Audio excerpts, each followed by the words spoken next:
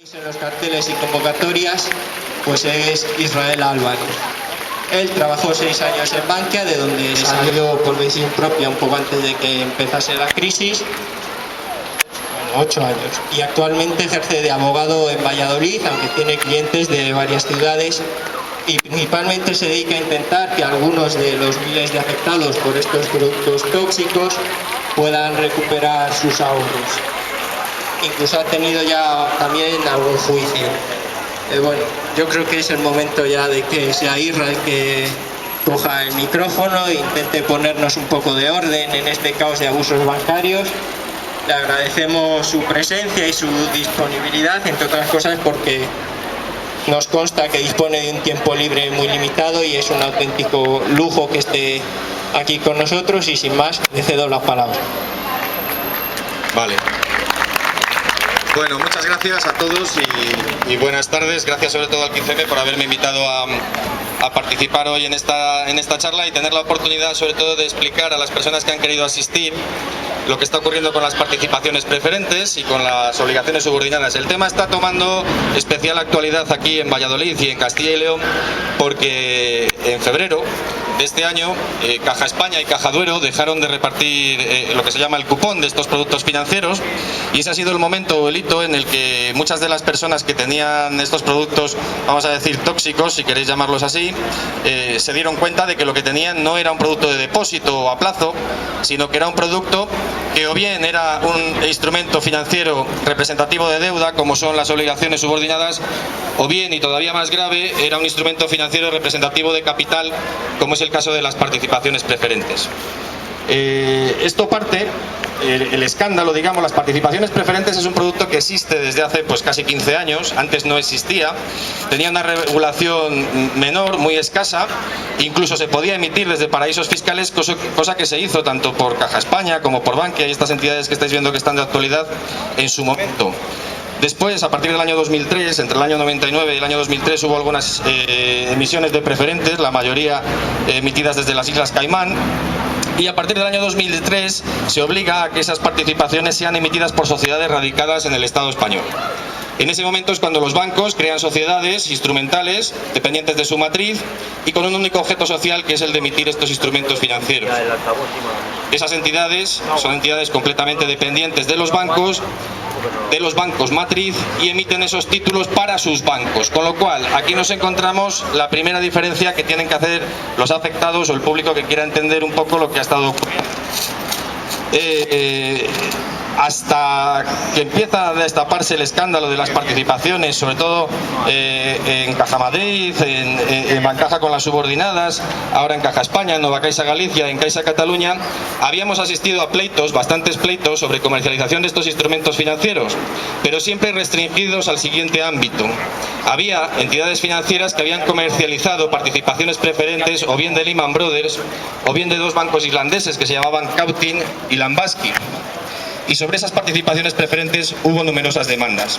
Lo que ocurre es que normalmente eso se vendió en el ámbito de la banca privada, es decir, a clientes pues con un patrimonio elevado y casi siempre bajo el marco de un contrato de gestión de carteras.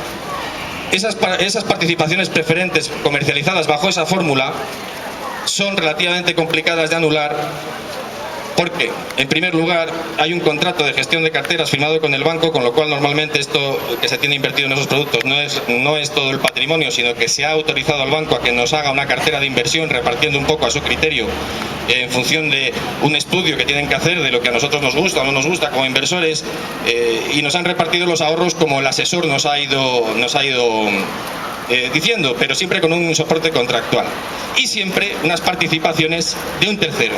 Es decir, las podía vender el banco X, pero eran de Lehman Brothers, o eran de Lambaski, o eran de Cap. Cuando se ha agravado el problema de estos productos financieros es cuando a las entidades, sobre todo durante el año 2009, se les ocurre emitir estos productos propios, no comercializarlos de terceros, sino emitirlos ellos. ¿Para qué? ¿Y con qué fin? Pues con el simple fin de recapitalizarse o de refinanciar su deuda. ¿Por qué digo de recapitalizarse? Por lo que les he comentado antes, porque las participaciones preferentes son un instrumento financiero que cuenta como capital a la entidad. Entonces, cuando en el año 2007-2008 se empieza a ver venir la crisis, por muchos, alguno no la vio venir hasta hasta más tarde, pero bueno, la mayoría sabíamos lo que había ya, porque entre otras cosas se habían dado algunos hitos. Fuera de España había caído Lehman Brothers, no sé si os acordáis, aquella famosa refundación del capitalismo que nunca llegó. Y más tarde aquí en España había sido intervenida la Caja de Castilla-La Mancha, que pareció en aquellos días ser una especie de apestado que se arrinconó como si fuese un problema aislado, y en realidad lo que nos hemos dado cuenta poco después es que lo que pasaba en Caja Castilla-La Mancha no era absolutamente nada en comparación con todo lo que había y sigue habiendo en el sistema financiero español. Entonces nada, nos encontramos que en el año 2009 se emiten en España la friolera de 13.000 millones de euros en participaciones preferentes. Eso en el año 2009. En el año 2008, os puedo decir la cifra de cuántas participaciones preferentes se emitieron. 0. Y en el año 2010 también os puedo decir la cifra de las participaciones preferentes que se emitieron. 0. Entonces, ¿por qué se emiten 13.000 millones en el año 2009? Pues por lo que les estoy diciendo. Porque es cuando las entidades financieras advierten que van a tener problemas serios para cumplir con los requerimientos de capital que les exige la Unión Europea y que les exigen ya los 3 acuerdos que ha habido de Basilea. Habréis oído hablar en alguna ocasión del core capital. El core capital es lo que necesita tener una entidad, digamos, como capital propio para soportar el número de depósitos que tiene, ¿eh? Y esa proporción puede ser 100 a 10, es decir, de cada 100 euros que tengo que tener 10, o puede ser 100 a 5, o puede ser 100 a 2.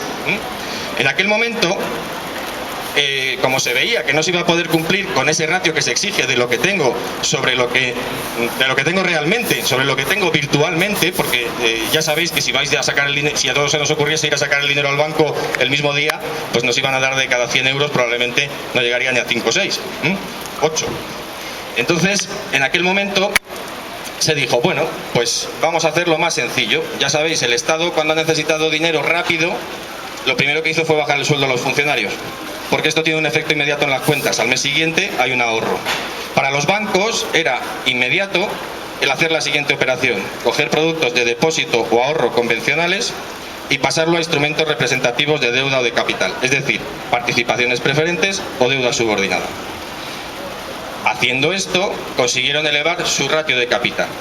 Todas estas cosas no son cosas inventadas, están en las propias documentaciones que los bancos tienen que emitir y tienen que registrar todos los años. Os pongo un ejemplo.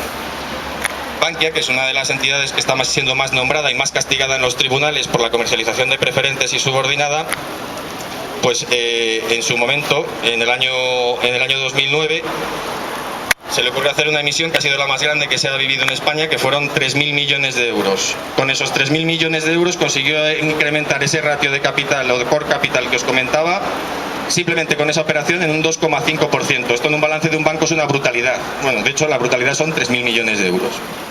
Con esos 3.000 millones de euros se contribuyó a recapitalizar la entidad financiera en un primer estadio de la crisis.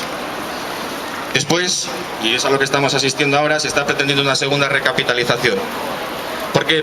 Pues porque se está obligando a los preferentistas españoles y a los tenedores de obligaciones subordinadas a cooperar por segunda vez en el proceso de recapitalización de las entidades financieras. Es decir, todas estas quitas que se están sufriendo, todas estas operaciones de convertir los títulos en otros títulos, etcétera, lo único que hacen es que el banco no tenga más necesidades de capital, por lo menos ahora y para unos años. Si se consiguen anular estas operaciones, obviamente tendría que devolver el dinero, y esto causaría un problema de financiación al Estado, que tendría que volver a poner dinero, ese dinero que no ponen los preferentistas o los tenedores de obligaciones, para poder sostener a las entidades financieras. Entonces, claro, esto es difícil de explicar, pero a mí me resulta todavía más difícil de explicar que se esté concediendo un volumen de capital tremendo a las entidades financieras y que esto no se esté arreglando. No es que sea poco dinero, pero en comparación con la asistencia financiera que están recibiendo las entidades, pues realmente creo que resulta bastante cruel el no estar atendiendo a los preferentistas y a los tenedores de obligaciones. Es curioso que hace unas 3 semanas un par de periodistas alemanes en el Círculo de Corresponsales en Madrid me comentaban algo que me dejó bastante sorprendido por el nivel de indignación que les provocaba el haber averiguado que la banca alemana tenía 600.000 millones de euros invertidos en España en diferentes instrumentos financieros, y que de esos 600.000 millones ya había conseguido recobrar 400.000, con lo cual les quedan 200.000. Se hacían de cruces porque me decían que no entendían cómo puede ser que ocurra eso y que nuestros preferentistas tengan que asumir quitas y estén perdiendo dinero. porque tienen que ser ustedes conscientes de que a otros acreedores se les está devolviendo íntegra su inversión. Y esos acreedores son acreedores extranjeros. El problema lo están teniendo los preferentistas y los tenedores de subordinada españoles. Hecha una primera introducción al problema, yo creo que lo que más les puede interesar es saber, una vez que tenemos este problema y sabemos por qué hicieron eso las entidades financieras, cómo lo podemos solucionar. Es decir, cómo pueden los afectados restituir esa situación y conseguir que se reintegre a su patrimonio todo el capital que invirtieron en su momento en estos instrumentos financieros sin ser conscientes de lo que adquirían. Este ha sido el verdadero problema de todo esto. Bueno, pues para eso existe solución y gracias a Dios, o a quien sea, pues estamos viendo que en los tribunales se están consiguiendo anular pues un gran número de contrataciones que se hicieron en su día de manera irregular. Actualmente el ratio de anulación, según publicaban en un artículo de prensa ayer, está en el 89%. No descuadra nada con mi experiencia personal. La verdad es que la receptividad de los jueces, veremos también los magistrados, porque tenemos numerosas sentencias ahora mismo pendientes de recurso de apelación en diferentes audiencias provinciales y va a ser muy importante el criterio que fijen, pero a día de hoy los juzgados de primera instancia están muy sensibilizados con lo que está ocurriendo con los afectados y además creemos que como problema de derecho civil es un problema que se está viendo muy claro. ¿Dónde radica el problema y dónde radica la palanca para anular estos contratos? Pues el problema radica en que cuando la gente ha comprado estos instrumentos financieros no los ha comprado sabiendo lo que adquiría, no los ha comprado siendo consciente del riesgo que estaba adquiriendo, no siendo consciente del producto que estaba adquiriendo. Cuando yo voy a comprar una pera o una manzana, pues me fijo en que la manzana, bueno, cada uno se fija en unas cosas. Yo, más que sea bonita, me suelo fijar en de dónde vienen, que sepa bien esas cosas, ¿no? Pero uno elige la pera o la manzana pues en función de su aspecto y es fácil para nosotros analizar la calidad de una pera o una manzana. Sin embargo, no es tan fácil analizar la calidad de un producto financiero y para eso existen las agencias de calificación. Es gravísimo comprobar cómo estos instrumentos financieros se comercializaron, no ya sin que les informaran a ustedes de qué calidad tenía ese producto, de si era una manzana o una pera buena o estaba podrida, sino que no es que no lo supieran ustedes, es que no lo sabían los propios empleados. Es más, no lo saben a día de hoy cuando se les interroga en los juicios. Claro, si nos vamos a los hechos relevantes que se tienen que publicar ante la CNMV cada vez que hay una rebaja de calificación, habréis oído hablar de Moody's, de Standard & Poor's, de Fitch Ratings y demás. Aunque nos desagrade, estas entidades son las que marcan si un producto financiero es de calidad o no es de calidad. Y muchos fondos de inversión a lo largo de todo el mundo, en función de los criterios que fijan estas agencias de calificación, deciden si comprar o no comprar un producto financiero. Con lo cual tiene mucha relevancia la calificación que tengan. Jamás en la vida Caja España o Bankia hubiesen colocado a la rentabilidad que ofrecían entre inversores profesionales sus emisiones de preferentes o sus emisiones de subordinada. Se la tuvieron que colocar a minoristas, ahorradores ignorantes de lo que adquirían. ¿Por qué? Porque las calificaciones de esos productos al momento de comercializarlos ya eran muy malas. Por ponernos un ejemplo, en abril de 2009, es decir, un mes antes de que se hiciera la emisión de 3.000 millones que hizo Bankia, Caja Madrid en aquel momento, la calificación de sus participaciones preferentes era BBB negativa. Eso traducido al romano paladín es un bono basura o una porquería de producto. Ofrecían una rentabilidad elevada. Esto es verdad y es mentira. Depende en qué momento se emitieran. Hay gente de Caja España que tiene ahora mismo participaciones preferentes que le estaban ofreciendo una rentabilidad que no llegaba al 1%. Hay otras, sin embargo, que pagaban el 8,15%. Lo que no se le dijo a la gente es que eso pagaba el 8,15 porque implicaba asumir un riesgo altísimo y que si un profesional hubiese analizado ese producto no hubiese exigido el 8,15, a lo mejor hubiese exigido el 20. Entonces, cuando se dice que los afectados por preferentes o subordinadas fueron avariciosos por haber buscado una mayor rentabilidad a su ahorro, se está mintiendo. Quien fue avaricioso fue el banco, por ofrecer una menor rentabilidad de la que hubiese tenido que ofrecer con respecto al riesgo que estaba obligando a asumir a los clientes. Y si ese riesgo al menos hubiese sido informado, todavía. El problema es que a casi nadie se le explicó en qué consistía este producto, cuál era su mecanismo importantísimo para hacerlo líquido, es decir, para volver a recuperar el dinero, qué pasaba si la entidad financiera no tenía beneficios, si ese cupón que se pagaba siempre se iba a pagar o no. De todo esto no se dijo nada. Entonces, no solo no se dijo nada en el momento de contratar, sino que no se ha dicho nada tampoco después, durante los 2 o 3 años o 4 que la gente ha tenido este producto o más que ha tenido este producto en cartera y se debió informar de la evolución que estaban sufriendo esos títulos porque era negativa. Y obviamente, si uno tiene un título y lo tiene custodiado por una entidad financiera, esta entidad financiera tiene que irle informando periódicamente de la evolución de ese instrumento. No se hizo, y no se hizo por la sencilla razón de que si se hubiera hecho esta estafa no hubiera funcionado. ¿Por qué no habría funcionado? Porque a la gente cuando iba, normalmente el cliente preguntaba que si aquel producto era seguro, se le decía que sí, y preguntaba si podía recuperar su dinero, y también se le decía que sí. A algunos se les dijo que en 48 horas, a otros que solo tenían que avisar con un poco de antelación en el banco, etcétera. Claro, eso solo podía cumplirse si se mantenía la falacia en el tiempo. Y si alguien iba de verdad a sacar algo de dinero, porque en la mente de los clientes esto normalmente no era vender, sino sacar de su dinero algo de dinero, el banco se lo daba. Con lo cual todo esto iba teniendo una apariencia de ser normal y de ser muy bien, de ser normal y de no tener ninguna complicación. ¿Pero por qué se podía hacer eso? Pues porque no se estuvo publicando ni se dijo cuál era el valor razonable de esas participaciones o de esas obligaciones. No valor de mercado, porque esto no ha tenido nunca un valor de mercado porque no ha existido un auténtico mercado de negociación multilateral hasta el año 2010. Hasta el año 2010 todas las órdenes que se han dado eran bilaterales y además la mayoría de ellas en sistemas internos que las propias cajas de ahorro o bancos habían creado, que no son más que un sistema informático para cruzar órdenes. Es decir, que cuando alguien iba a vender, para cumplir con la promesa de le vamos a dar su dinero en 48 horas, se lo tenían que vender a otra persona. Y para eso utilizaban pues la extensa red comercial de oficinas que tienen, y después del momento de la emisión en el que se hacía una intensa campaña comercial, cuando alguien iba a sacar, sí que se intentaba que hubiese un cierto movimiento en el mercado dentro de la entidad financiera para que se pudiese dar el dinero al que salía. Le comentaba antes a una persona que estaba por aquí que esto ya lo hemos visto antes.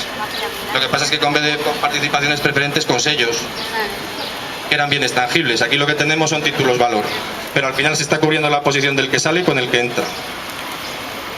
Entonces, claro, nunca ha habido un valor razonable. A la gente cuando le mandaban a casa su información sobre el producto, siempre aparecía, si había metido 10.000 euros o 50.000 euros, siempre aparecía 50.000 euros, siempre. Y eso no era cierto, no puede ser. No puede ser que el valor de un instrumento emitido en negociación siempre sea el mismo.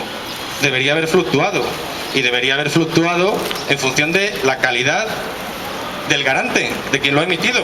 Es decir, si quien me garantiza este título está sufriendo, pues este título es peor y valdrá menos. Si quien me lo ha emitido no está sufriendo, pues a lo mejor el título incluso puede valer más. Pero en realidad esto no se llegaba a negociar en el famoso mercado Shen de la IAF. Esto se negociaba en un mercado interno que las propias entidades financieras creaban. Y como les digo, tapando posición de unos que entraban con otros que salían. Solo con un producto financiero muy sofisticado y muy complejo, como son pues, las participaciones preferentes, y en menor grado las obligaciones subordinadas. Digo en menor grado porque son instrumentos representativos de deuda y además tienen vencimiento. Otra cosa es que ahora haya llegado el FROB, que ahora hablaremos de eso, y haya convertido esos instrumentos y haya convertido en papel mojado los contratos que muchas personas tenían firmados con las entidades financieras que han sido, vamos a decir, auxiliadas, porque si hubiesen sido intervenidas en realidad, pues seguramente esto hubiese pintado de otra manera y ahora estaríamos sabiendo además muchísimas más cosas que todavía no sabemos o que tenemos que estar tratando de averiguar de manera forzada en procedimientos judiciales. En este sentido ha sido muy revelador y hay que agradecer el trabajo que ha hecho la plataforma del 15M para rato. También UPyD interpuso una querella, en su día el sindicato Manos Limpias.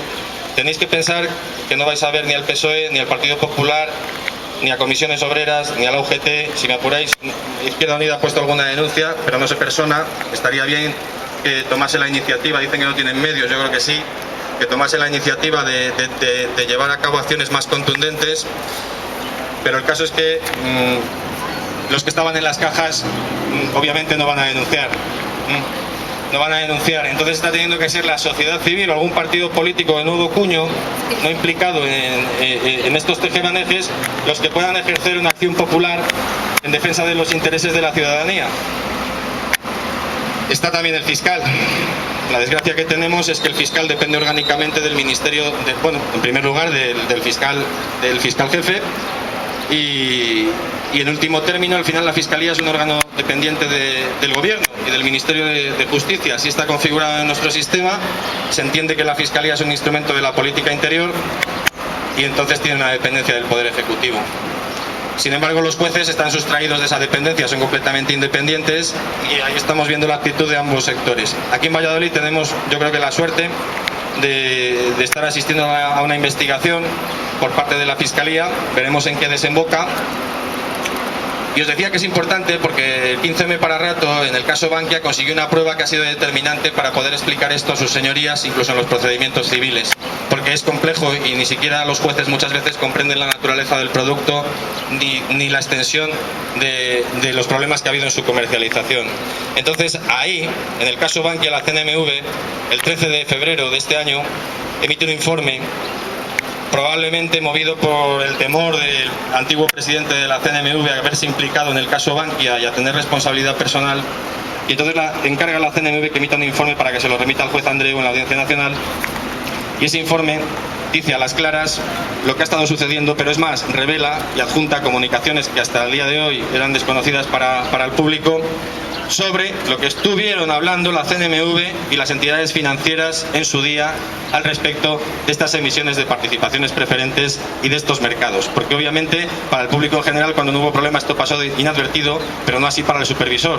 Como os decía, hubo un pico de emisión de preferentes de 13.000 millones cuando en el ejercicio anterior y en el siguiente no se emitió nada. Obviamente esto el supervisor lo advirtió y supo que estaba ocurriendo. Y hoy hemos sabido qué es lo que hizo al respecto. Y lo que hizo fue limitarse a enviar unas comunicaciones a las asociaciones de banca para decirles que consideraba que era una mala praxis el estar cruzando operaciones de instrumentos propios de financiación dentro de un mercado interno opaco y nada transparente, y les invitaba a llevar esos productos a una plataforma multilateral de negociación como es la plataforma SEN del mercado AIAF.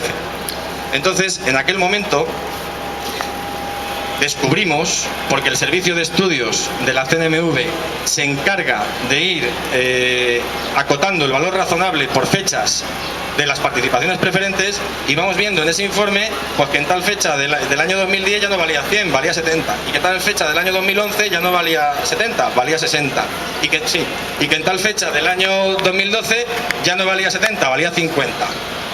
Claro, si nos vamos a las documentaciones que tienen los clientes y demás, vemos que de esto no se ha informado en la vida. A nadie se le puso sobre aviso de esto.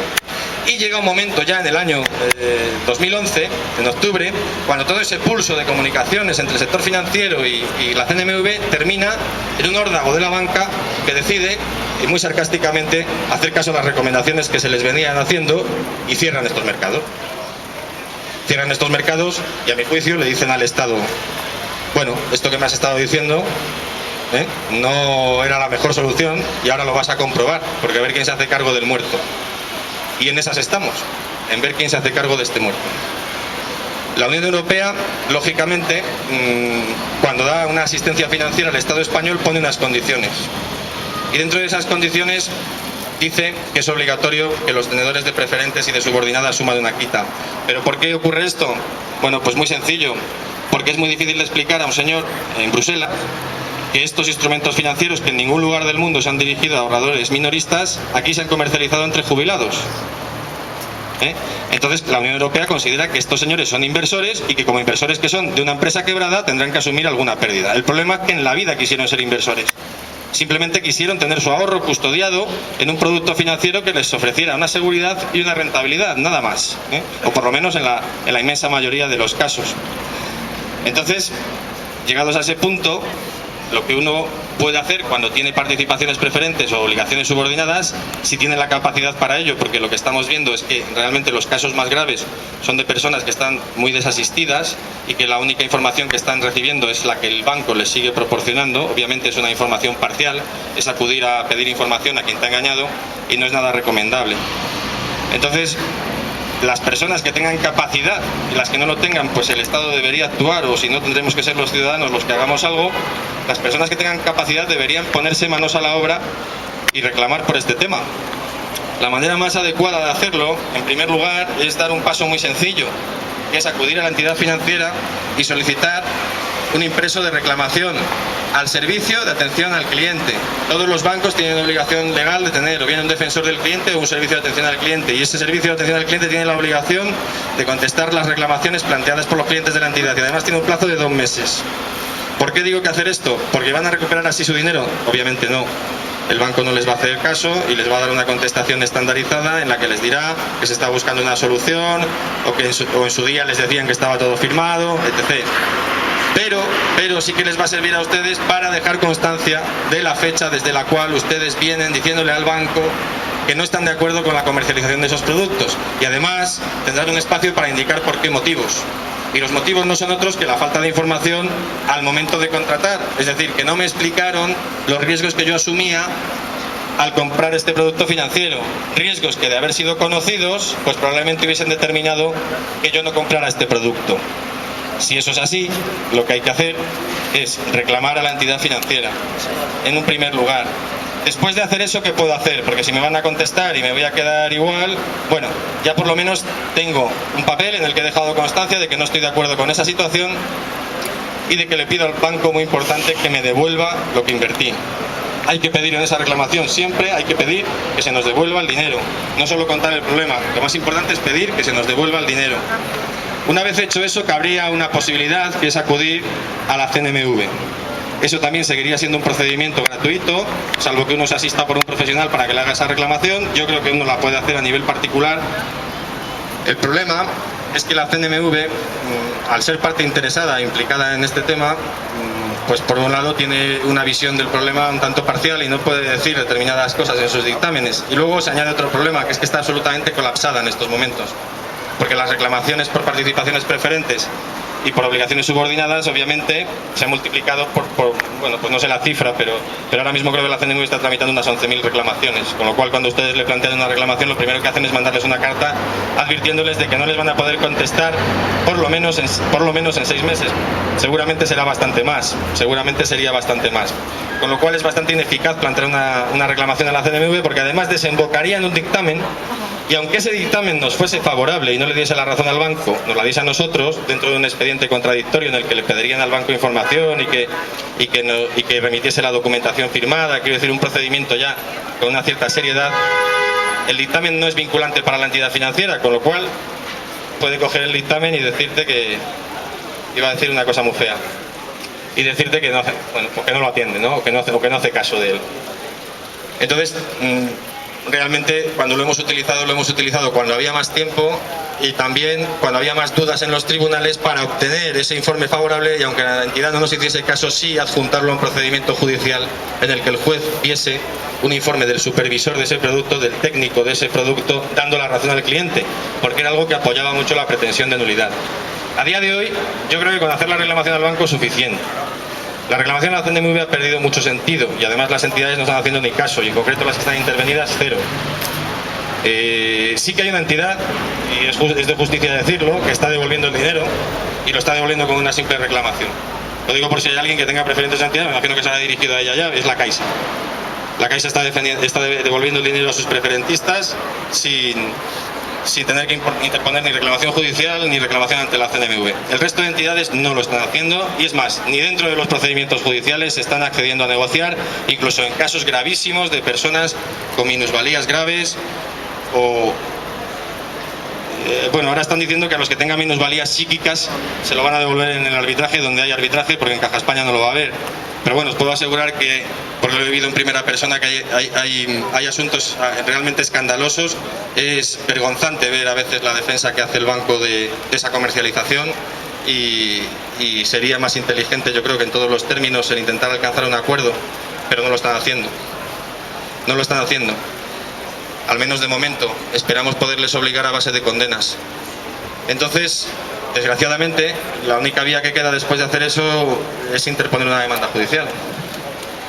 Y la demanda judicial debe ir encaminada a conseguir la nulidad de los contratos.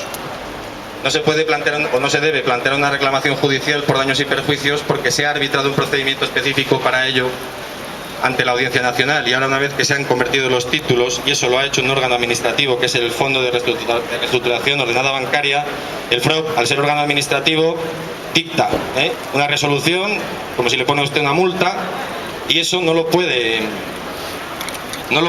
usted atacar más que en un contencioso administrativo. Pero es que además la propia norma, la ley 9/2012, que parte del decreto que se dictó el 31 de agosto, de 2012, último día que nos daba la Unión Europea para aceptar el memorándum de entendimiento, pues regula ya un procedimiento específico ante la Audiencia Nacional. Eso no es más que un atolladero jurídico al que quieren llevar a los afectados para terminar en un proceso que se alargará durante, pues no lo sé, pero vamos, no creo que menos de 7 o 8 años, y que además, pues en aras de lo que es recuperar el dinero, que es lo que interesa, no creo que vaya a ser muy efectivo, y para eso se ha pergeñado.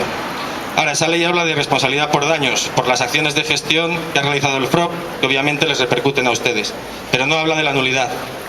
Es decir, porque no podría, entre otras cosas. Es decir, no dice que ustedes no puedan demandar porque se les comercializó esto sin ofrecerles la información adecuada. Entonces esa está siendo la vía que se está utilizando para anular los contratos. Y se están anulando muchos de ellos. ¿Por qué? Pues porque se está observando en los tribunales que es verdad lo que están diciendo los afectados, que esto no ha sido una cuestión orquestada por gente que tiene una quiebra de las expectativas de un negocio y entonces protesta.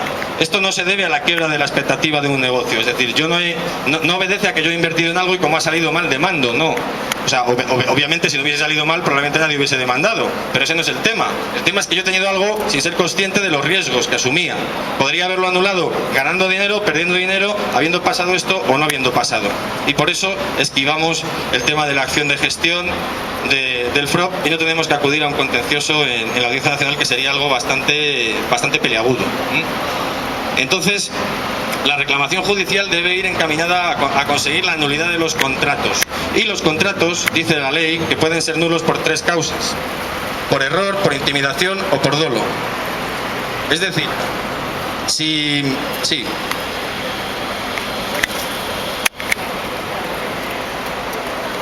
Obviamente, si a mí, a veces llega la gente al despacho y te dice, bueno, es que he ido a mi abogado y me ha dicho que como lo tengo firmado, está esto muy jodido.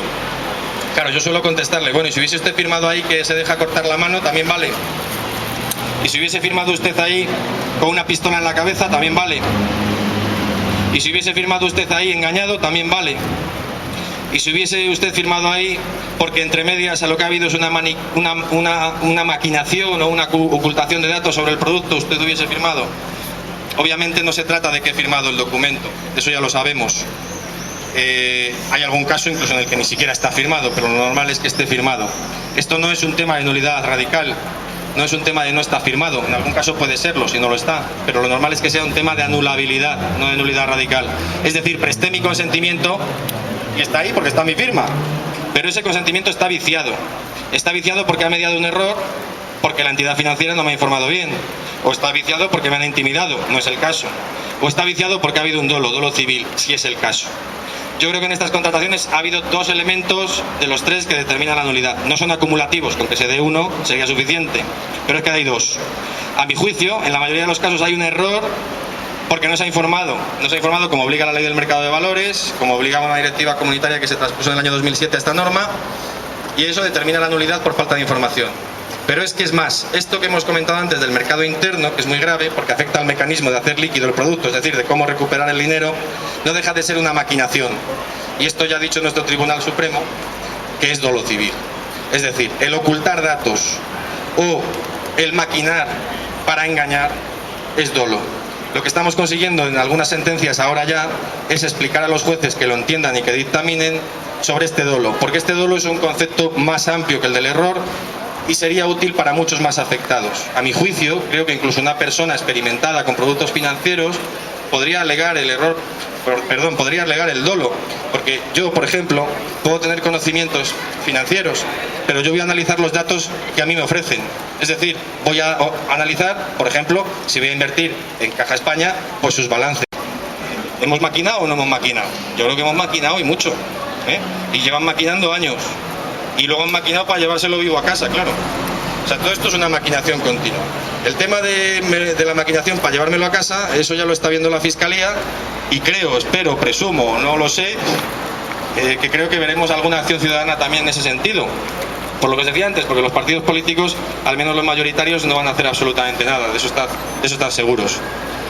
Entonces, eso va por un lado, pero lo que a ustedes les interesa, además de que se haga justicia, es recuperar su dinero. Y recuperar su dinero, la vía más eficiente es una demanda en vía civil, accionar por nulidad y a ser posible pues buscar a alguien que sepa un poco de qué va esto, porque no es un tema del día a día, es un tema específico. Si bien es verdad que a día de hoy me atrevería a decir que casi cualquier abogado está capacitado para poder ejercer una acción de nulidad de este estilo y con éxito. ¿Por qué? Pues porque tenemos ya muchas sentencias y simplemente hay que seguir esas sentencias, que muchas veces han seguido las pautas de las demandas que han puesto algunos letrados, para ver cuál es el camino de anulación. Entonces, con una simple consulta a la jurisprudencia reciente, creo que cualquier abogado pues puede visualizar este problema y atacarlo en un procedimiento civil. Los tiempos de resolución son menores de los que la gente piensa. Además, aquí en Valladolid pues disfrutamos de unos juzgados relativamente rápidos, con lo cual en 6 o 7 meses uno puede obtener una sentencia. Y si esa sentencia es estimatoria de la pretensión, pues probablemente se la van a apelar y se va a tirar otros 3 o 4 meses, pero al final va a cobrar. Y además les tengo que decir otra cosa, se está condenando al banco en costas, con lo cual si el abogado es como tiene que ser, pues probablemente esto no les cueste nada. Así que yo les animaría a los que tengan conocidos o directamente tengan este problema a que al menos se asesoren sobre su caso concreto, porque el análisis es bastante sencillo. Primero hay que ver el perfil personal del cliente. Salvo que sea un cliente con una formación superior relacionada con la economía o el derecho, o que sea un cliente que tenga un histórico de productos en el que haya especulado con productos complejos, es decir, que haya anotaciones de compra y venta en su cuenta de valores sobre estos instrumentos, estamos cumpliendo con el perfil de la persona que puede demandar. Y luego hay que ver la documentación. La ley obligaba a hacer un test. Normalmente las entidades financieras no tenían ni idea de si tenían que hacer el test de conveniencia, el test de idoneidad. Han hecho uno cuando había que hacer otro, no han hecho ninguno. Han respondido las preguntas por el cliente, con lo cual es totalmente incoherente. Los test no sirven a su fin legal porque son parcos, tienen 4 preguntas y no sirven, a mi juicio, para evaluar la conveniencia o la idoneidad de un producto para un perfil concreto de cliente. Y además la ley dice que se tenía que advertir de manera clara, individualizada y adaptada a las circunstancias del cliente de los riesgos inherentes al producto. Y esto es lo que no se ha hecho. Normalmente lo que se hizo fue emitir un resumen del folleto de emisión y en algunos casos darle ese folleto al cliente. Y en algunos casos hacérselo firmar para quedarse una copia y justificar a día de hoy que sí que se le explicaron los riesgos, ¿no? Entonces, lo que debe evaluar un afectado y su abogado es, en primer lugar, el perfil personal del cliente y, en segundo lugar, cómo se ha confeccionado la documentación y si está firmada y cómo se firmó, porque no en todos los casos es igual. No es lo mismo el test que hacía Bankia o Caja Madrid que el test que hacía Caja España. No es ni parecida a la orden de suscripción, que en el caso de Caja España es un documento manifiestamente mal hecho, porque mezcla los riesgos de todos los productos debajo en la orden de suscripción. Si alguno la tiene, verá que les hablan de los riesgos de los warrants, de las cédulas, de no sé qué. Entonces están mezclando productos que no tienen nada que ver con las preferentes o la subordinada. Y la ley dice muy claramente que los riesgos se deben explicar de manera individualizada. Y de manera individualizada quiere decir en un documento aparte, en un documento que solo informe claramente de los riesgos. No se puede incorporar la orden de suscripción y encima mezclado con los riesgos de otros productos. Esto Caja España lo hizo muy mal. Yo no me puedo ni creer siquiera que sus abogados no advirtieran de esto cuando se realizó el protocolo de contratación. Lo que pasa es que me imagino, porque esto pasa en las entidades financieras, que cuando llega el abogado y le dice a la dirección comercial, oye, hay que poner esto aquí, hay que poner esto aquí, hay que poner esto aquí, la dirección comercial llega y dice, oye, como ponga esto no vendo una. Y al final se acaba allí en un entente y se acaba realizando una documentación defectuosa. Pero seguramente los servicios legales lo advirtieron en su día. Y hoy asistimos al problema de que no hicieran caso de lo que se les dijo, precisamente porque los objetivos que había de venta eran muy inmediatos y además pues muy ambiciosos. Caja España colocó 1.400 millones de euros en participaciones preferentes. Se calcula que hay unas 20.000 personas afectadas en Castilla y León, creo que casi 32.000 en total. Claro, aquí más porque era nuestra caja. Bueno, era su caja. Visto lo visto, era su caja. Fueron nuestras cajas durante algún tiempo. Luego nos las empezaron a arrebatar y ahora han consumado el delito y se las han cargado. Con lo cual olvidaros ya de las películas de cine, las ambulancias, las bibliotecas y todas esas cosas que se hacían con los beneficios que obtenían estas entidades financieras, que no estaba nada mal.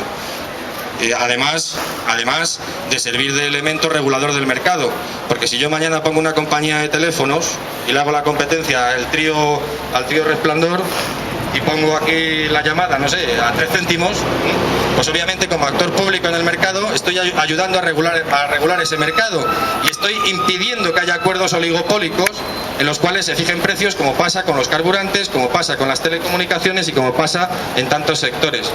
A la policía todavía me van a detener hoy por decir estas cosas, pero es que es así. Entonces, lo que se pretende hacer con la banca es algo parecido. Mañana nos encontraremos, por decir, al Santander, al BBVA y la Caixa, y uno te va a dar el 5, el otro 5,3 y el otro 5,4 y además te regalamos, va a ser lo mismo. Cuando teníamos cajas de ahorro, disfrutábamos en España de unas condiciones de financiación sin parangón en Europa. Y venían los ingleses a pedir una hipoteca a Torrevieja y alucinaban, porque se la daban al 0,50. Cuando en su país, con una solvencia elevada, les estaban exigiendo 4 o 5 veces más. Era curioso como en un país pobre hemos ofrecido financiación de ese estilo. Pero eso no ha sido porque lo estuviésemos regalando o por la lluvia de liquidez. Ha sido porque había actores públicos en el mercado. Los había. Ahora ya no los hay. Y además durante unos años pues ni siquiera fueron actores públicos formalmente. Pero en la realidad se dedicaron a hacer el negocio que hacía la banca. Y se olvidaron del negocio tradicional de las cajas de ahorro, apegado al territorio, basado en un análisis cercano de la situación, apoyando los sectores clave o estratégicos para una determinada zona y además creando trabajo, creando empleo y riqueza en esas zonas y ya la guinda, que es repartir los beneficios en forma de obra social, ¿no? Independientemente de lo discutible que puedan haber sido los criterios para luego aplicar esos fondos de obra social. Porque eso era tan fácil como cambiar a quien mandaba ahí. No hacía falta montar todo este lío, O sea, y os voy a decir otra cosa, los bancos no están mejores que estaban las cajas. Lo que pasa es que ha habido que elegir a quién se salvaba. El 51% del negocio bancario de este país está a manos de las cajas de ahorro.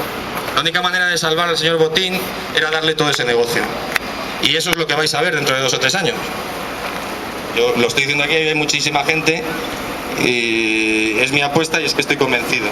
O sea, es decir, el negocio bancario se lo van a quedar los grandes bancos en el territorio nacional, se va a crear un modelo de banca oligopólico, el actor público queda expulsado de él y en el tema que hoy nos ocupa ustedes habrán coadyuvado, a pesar de que su voluntad no fuera esa, a que esto suceda y que además suceda con menos coste para la banca y también para el Estado y para el resto de ciudadanos, porque en realidad aquí lo que se está vendiendo ahora y puede tener éxito es que si se le paga al preferentista el dinero tiene que salir de algún sitio y lo vamos a tener que pagar los demás.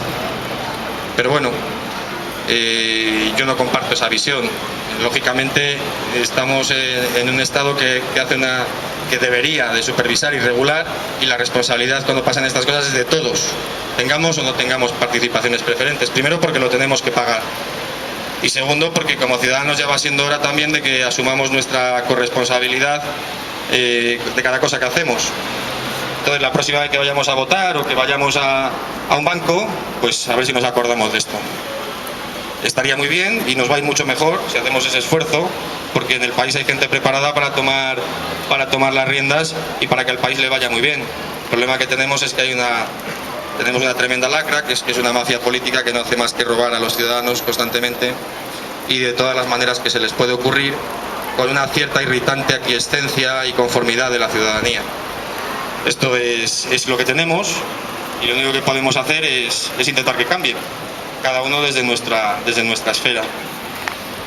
Bueno, con lo que les he contado espero haber arrojado algo de luz sobre el problema de las participaciones y de la subordinada y espero también que pueda ser de utilidad para alguien y que a alguien que tenga este problema pues esto de hoy le sirva para iniciar un camino que le resuelva la situación. Ya les digo que es posible y que a día de hoy se está consiguiendo. Sean optimistas, yo lo estoy siendo y creo que fundadamente y basándome en datos.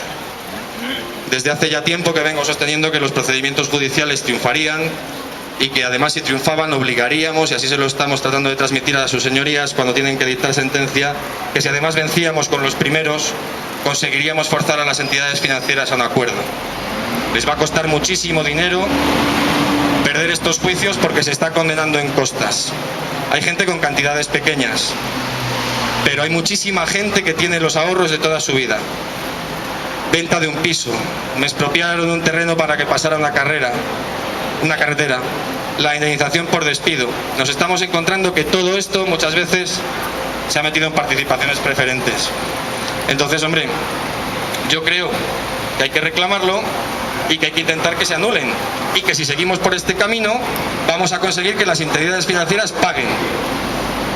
En el caso de Caja España no habrá un arbitraje, en el caso de Caja Madrid sí que hay un arbitraje, y en ese caso hay una cifra que habla por sí sola. Creo que son ya como 70.000 personas de las 92.000 afectadas las que les han firmado el arbitraje y la solicitud de arbitraje, y esto es lo que realmente preocupa a las entidades financieras, porque yo, de la información que he podido sacar tanto de abogados de la propia Bankia como de KPMG, que ejercen la representación legal en algunas ocasiones también de Bankia, y que son los expertos supuestamente independientes que están analizando el tema del arbitraje, se calcula que a Caja Madrid, de Caja España no tengo datos, le han demandado unas 2.000 personas. Si echamos cuenta, yo no puedo saber cuánto tenía cada afectado, pero más o menos haciendo una media, y por lo que yo he manejado y he visto, no creo que suponga más de 150 millones de euros, de 3.000 que fue la emisión. O sea, realmente lo que están preocupados es de los 70.000 del arbitraje, que son muchísimos más millones que los de la gente que les ha demandado. Entonces, si daban solución negociada en los tribunales, nadie iba a acudir a estos arbitrajes.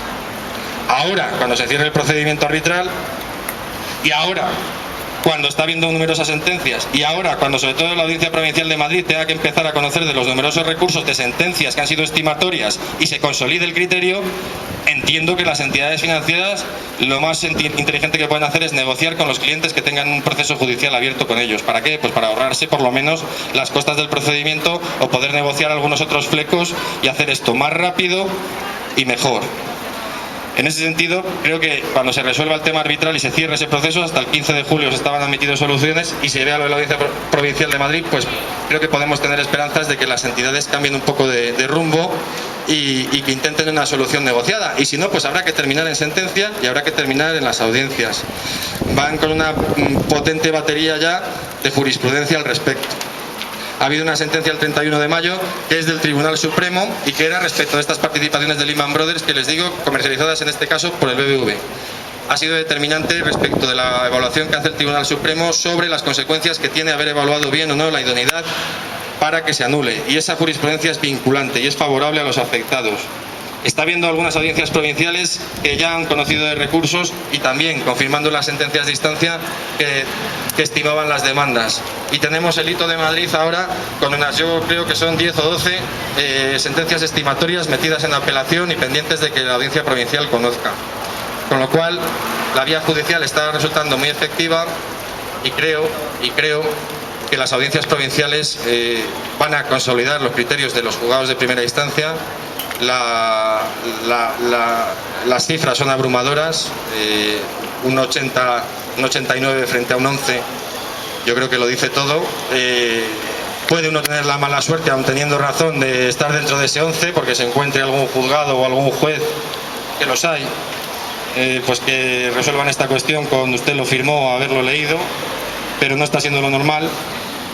Entonces no es que les anime a interponer una demanda, lo que les animo es que se informen más en profundidad sobre su caso concreto, a los que tienen este problema, y a los que no lo tienen, pues primero que sean conscientes de lo que les ha pasado a sus conciudadanos, por esto de cuando veas las barbas del vecino, y quedaros con una cosa muy importante: el señor del banco no es vuestro amigo.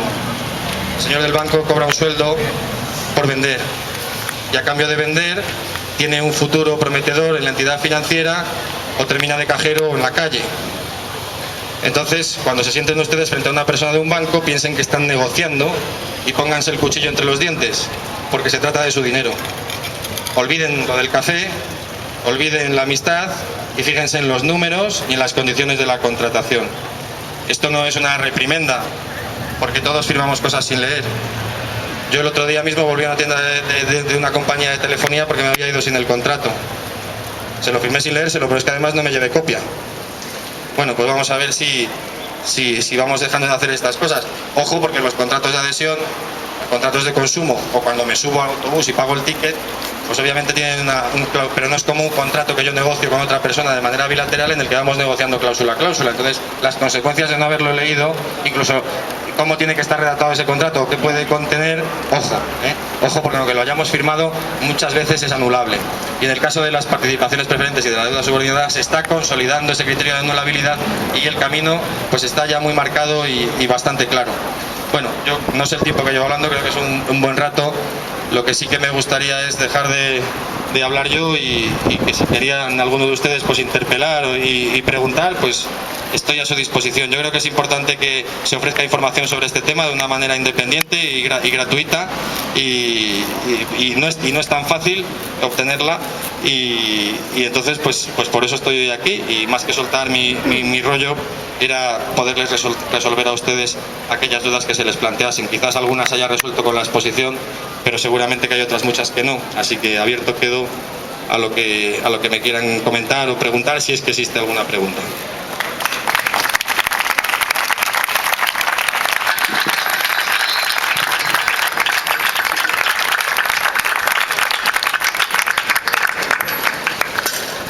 Hola, yo quería saber si podías aclarar un poco más. ¿Dónde estás? Aquí. Estoy aquí, frente a ti. Vale. Sí. A ver si podías aclarar a la gente si los que aceptan al final el arbitraje pueden luego cambiar de idea y pasarse a la vía judicial o ya se tienen que apañar con lo que les caiga. No, vamos a ver, en el caso de Caja de España no hay arbitraje ni lo va a haber. En el caso de otras entidades financieras, el arbitraje ya está, Caixa Galicia está prácticamente cerrado. El tema que está vivo y candente es el de Bankia y el de Caja Madrid. Entonces, en el caso de Caja Madrid, la solicitud del arbitraje no implica la renuncia de acciones judiciales. Sin embargo, el procedimiento de arbitraje va de la siguiente manera. Usted solicita a la entidad el arbitraje. Esa solicitud de arbitraje tiene una primera trampa, porque le piden que adjunte usted la documentación que tiene. No debe uno darle nada al banco. Puede hacer la solicitud, pero donde pone documentación que adjunta, ninguna, porque después la podrán utilizar. Por otro lado, una vez que se ha hecho la solicitud, el experto independiente analiza, se supone que caso por caso, y vuelve a remitir el expediente a Bankia, diciéndole, este sí, este no. Los de este sí, Bankia vuelve a hacer una segunda criba y decide a quién se dirige. Y entonces les llama y les dice, oiga, sí que nos sentamos con usted al arbitraje, pásese por aquí. Y es cuando usted firma la renuncia de acciones. Y ahí sí que no es que no se pueda volver atrás, es que tiene ya que conformarse con el laudo arbitral. No puede obtener un laudo arbitral y si no le es favorable ir a la jurisdicción ordinaria. Estarían renunciando a ejercer las acciones legales que les corresponden en derecho, en vía civil o en vía penal. Bueno, en vía penal no, pero las de vía civil está claro que sí, las de vía penal no y sí, pero bueno, no merece la pena entrar en eso. Pero en vía civil, que es lo que está funcionando, desde luego van a tener ustedes que renunciar a las acciones y además le han facilitado una batería de cosas que le van a venir muy bien al banco para defender su posición. La experiencia que tenemos con el arbitraje es la de Caixa Galicia, que es donde ha habido más afectados que han acudido a esta vía, y la cifra de gente que se le ha resarcido por ahí creo que no ha superado el 13%. Entonces, claro, es renunciar a acciones legales y con una probabilidad de 1 sobre 10 de que de verdad le devuelvan el dinero. Además, en el caso de Bankia no va a ser el dinero ni va a ser íntegro. Van a ser acciones y además con una quita en función de la emisión y del tiempo. Entonces, no parece una vía muy adecuada. Hay algunos jueces ahora que en los actos de conciliación, en la conciliación que se da en las audiencias previas, están instando a las entidades financieras a negociar y les preguntan por esto. En concreto aquí en Caja España está empezando a pasar, porque los jueces no entienden. Aparte que yo creo que, como es lógico, les molesta pues ver que van a tener 100 demandas por barba. Entonces, claro, le preguntan a los abogados de la entidad, ¿no está usted dispuesto a un acuerdo? Pues no. La respuesta de las entidades financieras está siendo que el FROP no les deja. Esto es muy peregrino, porque yo en los juicios siempre digo lo mismo, yo no demandaba al FROP. Ni el FROP ha vendido nada a mi cliente. Sí que es verdad que ha ejercido una acción de gestión, pero la comercialización, que es lo que se va a enjuiciar, lo hizo la Caja, no lo hizo el FROP.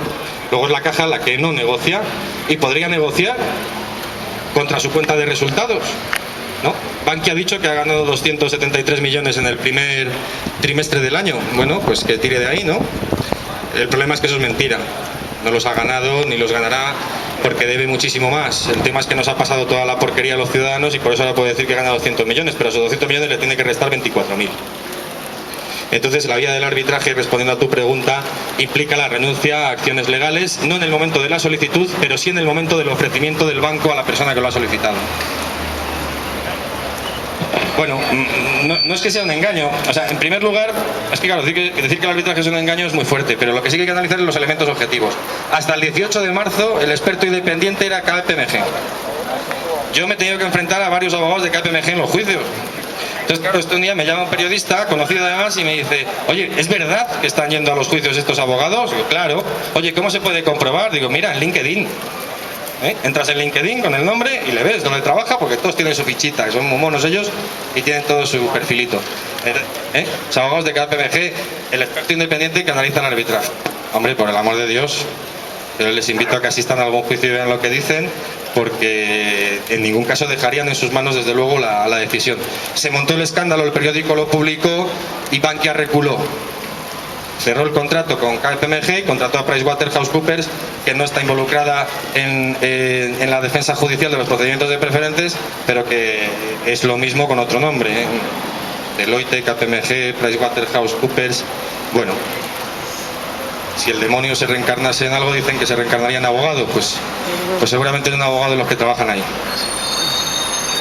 Hola, Israel. Muy buenas, Israel. He llegado un poquito tarde, no te he escuchado, pero sí esta mañana hemos estado hablando en el tema de obligaciones subordinadas. Lo de las preferentes ya es un caos, evidentemente, es un robo a mano armada, pero lo de las obligaciones, que no tenemos muchos, porque además llevan fecha de caducidad. O sea, es algo impensable, ¿no?, que llegaran a tocar.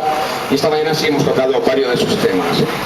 A mí me gustaría que, si no lo has hecho, o al menos yo no te he oído, nos dijeras un poquito del tema, ¿no? Porque si lo otro es grave, esto ya es... se nos escapa un poco de las manos. A nivel fiscal... Sí. A ver, yo creo que es más grave, si es que hay que establecer un ranking de gravedad, sería más grave haber comercializado preferentes que haber comercializado subordinada, por el simple hecho de que las preferentes son perpetuas y son instrumentos representativos de mi capital. La subordinada tiene vencimiento y son instrumentos representativos de mi deuda. Si yo tengo una deuda para el año que viene, lo que puedo hacer es coger esa deuda, dividirla en 10 y vendérsela a 10 señores a 10 años. Y entonces ya no tengo una deuda para el año que viene, tengo una deuda para dentro de 10 años. Esas son las obligaciones subordinadas. Compraron ustedes deuda de la caja. Las preferentes, sin embargo, lo que hicieron fue convertirles a ustedes en empresarios, en banqueros. ¿Os acordáis del anuncio? ¿Quieres ser banquero? Pues eso, banquero, en este caso a la fuerza. Se han convertido en banqueros porque, bueno, peor que eso, porque el banquero todavía tiene un poder de decisión, aunque sea pequeño. El accionista tiene un poder político, porque la acción concede un poder político. Aunque si yo tengo una acción no pinto nada, pero si tengo el 20% de las acciones, pues seguramente voy a sentar 2 tíos en el consejo, por lo menos, ¿no? Entonces, es diferente. Claro, lo que llama poderosamente la atención y parece que hace que sea más grave lo de las subordinadas no fue la comercialización, creo yo, que también, pero sobre todo es la acción de gestión del FROB, que llega y te dice: no, esto que vencía en 2018, majo, de eso nada, esto ya ni vence ni leches, esto ahora es un bono contingente convertible. ¿Qué dices tú? ¿Qué es eso? Iba a decir, ni puta idea. Es que es un invento de hace 2 días, o sea, es un invento del señor de Guindos. Un bono contingente convertible, la única manera que tenemos de definirlo es irnos a las palabras: bono, contingente y convertible. Contingente, ¿por qué? Porque en función de la circunstancia o contingencia que se produzca, se convertirá convertible en veremos qué. Supuestamente en acciones de una, en el caso de Caja España, de una entidad que, salvo que sea absorbida por Unicaja, que tiene previsto cotizar en bolsa en 2015, no va a cotizar nunca. Con lo cual yo tampoco hago nada con esas acciones. Entonces, ¿cómo puede ser que el Estado llegue y rompa un contrato que yo tengo con la entidad financiera? Bueno, esto es difícil de explicar porque esto no ha pasado nunca. Esto es único y espero que irrepetible. Porque lo que ha ocurrido es precisamente que se ha troceado la deuda, se ha troceado parte de las necesidades de capital y se les han cargado ustedes. Y para más INRI llega después el Estado y dice: no, y encima esto que firmaste, aunque fuese una mierda, tampoco vale. Claro, esto se da de patadas con todo. Entonces, incluso con el propio ordenamiento jurídico. ¿Pero qué ocurre? Pues que el que quiera batallar contra ese Real Decreto y esa ley, que lo haga, va a hacer gimnasia. Tendrá que tener, desde luego, la ciudadanía. Un ciudadano particular no va a poder ser. Lo idóneo para esto sería un partido político. La acción de gestión no es más que un atropello al ciudadano y además acompañado de una imposibilidad de reclamar de manera efectiva por la lentitud de la vía contenciosa administrativa y más en la Audiencia Nacional ante el Estado. Imposible. O sea, reclamar es posible porque si no se privaría de la tutela judicial efectiva y sería inconstitucional, pero de facto esa reclamación es improductiva y además va a ser improductiva por un largo plazo. ¿Vías que tiene uno para protestar contra esto? Bueno, pues primero intentar tumbar ese decreto por inconstitucional. Lo que pasa es que eso también lleva un tiempo. O, yo creo que lo más práctico, evitar una acción de daños y perjuicios e intentar tirar a por una nulidad. Es la manera de evitar lo que dice la ley de que por daños y perjuicios solo se podrá reclamar ante un contencioso administrativo en la Audiencia Nacional. Bueno, pues voy a reclamar por nulidad de la suscripción de los títulos. Y en su día, pues en vez de devolver obligaciones subordinadas, si hay una condena para el banco, pues devolverás los bonos, encantado, los intereses que cobraste por las subordinadas, y el banco te devolverá a ti el dinero que invertiste, y el interés legal de la pasta deberían dártelo desde que suscribiste las participaciones, no desde que interpones la demanda. Pero eso hay que pedirlo y explicarlo muy bien en el suplico de si se plantea una demanda, porque no todos los jueces lo entienden y no todos lo están dando, algunos sí.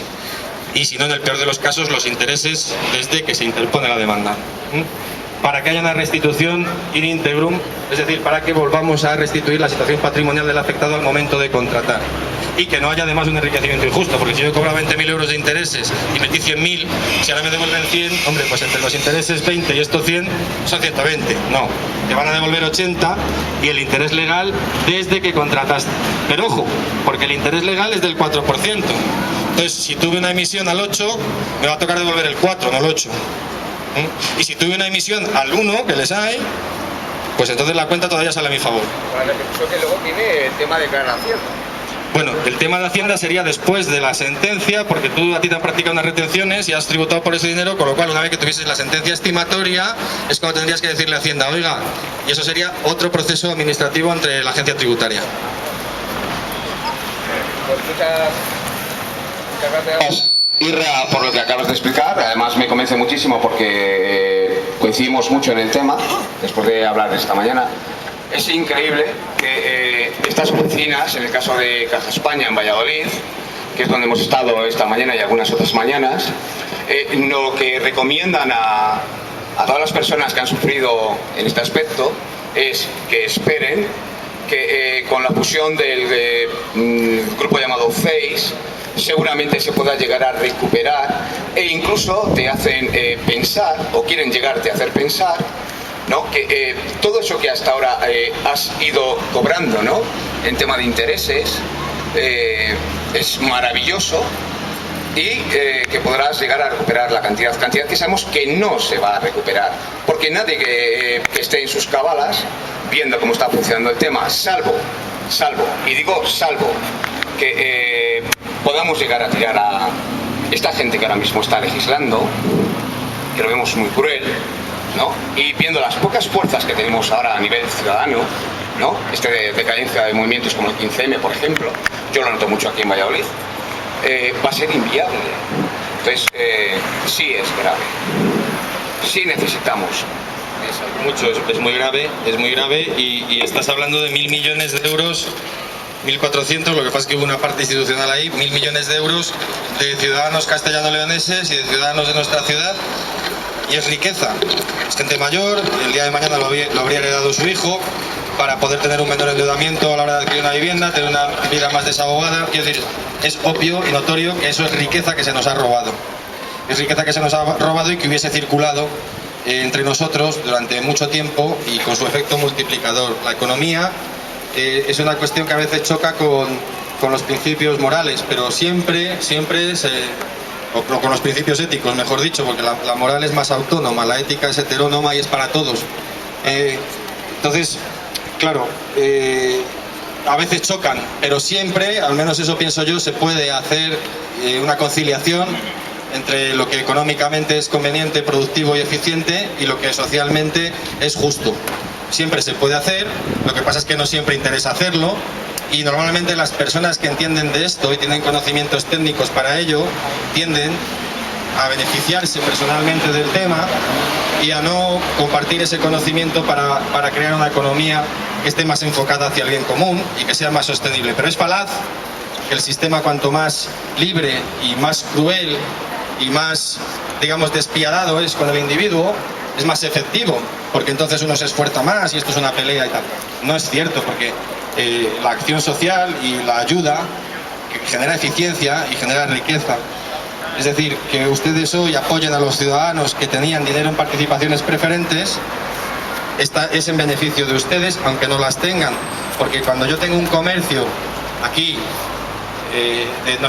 vamos a decir, de cerámica, ¿no? Y me quejo porque me hablen en un centro comercial, porque la gente ya no compra, porque no sé qué, no me puedo quedar en eso, tengo que pensar un poco más allá, tengo que pensar que a lo mejor no me han comprado un plato porque el dinero para comprar el plato se lo ha quedado ese señor, el anciano que tenía dinero para comprar una vajilla mañana para hacer un regalo a una boda, hoy no lo tiene. Hoy no lo tiene y a lo mejor si le hubiese comprado esa vajilla a usted. Y ese es el enfoque que tenemos que tener. Los problemas no son individuales y menos en economía. Si no lo hemos aprendido de esta, ya no sé qué nos hace falta. Un problema económico nos atañe a todos y acaba repercutiéndonos a todos. Y en la economía y en los instrumentos para hacer funcionar la economía está la clave de poder hacer sostenible o no un sistema político. Porque cualquier sistema político con pan va a ser mucho más aceptado que sin él. Entonces no podemos pensar tampoco que podemos funcionar de una manera absolutamente al margen de cómo funciona el dinero. Pero sí que tenemos que racionalizar la manera en la que organizamos el dinero. Y en ese sentido esto tiene mucho que ver, porque estos son instrumentos híbridos de financiación. Ese es su nombre, no es renta fija. Son instrumentos híbridos de financiación y podrían haber sido instrumentos útiles en un momento dado, siempre y cuando se hubiesen dirigido a aquellos nichos de capital idóneos para hacer estas inversiones, es decir, a gestores de fondos profesionales o a personas profesionales que hubiesen podido invertir en este tipo de instrumentos y así en ese sentido apoyar a una empresa. Hoy en día nadie va a comprar deuda a una empresa emitida en forma de obligaciones o de participaciones porque solamente el nombre ya produce pánico. Lo lamentable es que probablemente de todo esto lo que salga es que el día de mañana en vez de preferentes se llamen Wichifi y se las vuelvan a vender. Pero bueno, por eso les decía que hay que aprender la lección y tener claro que con los temas del dinero pues no hay que fiarse del banco, porque el del banco está allí y además es lógico hasta cierto punto, ojo, para vender y le pagan por lo que hace. Y ahora además no es como antes, le pagan por lo que vende. Y cuando ustedes ven a un señor director de la oficina, pues puede llevar un traje estupendo y haberse echado mucha gomina. Pero no piensen que es el que más sabe de economía, es el que más motos ha vendido. Y ese es al que hacen director. Y si sigue vendiendo más motos, le hacen director de zona. Y si además de vender un montón de motos es capaz de pegarle 3 codazos al compañero y sacarle a uno los ojos, le harán director general. Entonces tengan ustedes eso en cuenta cuando se sientan en un banco y tienen que negociar sobre un producto financiero, porque después vienen los disgustos y no está siendo esto, ¿eh? Hay un montón de gente sufriendo con los desahucios. Entidades financieras que hacían hipotecas y sumaban personales, que hipotecaban las viviendas de los avalistas sin decirlo. Los swaps, los clips, las hipotecas en multidivisa.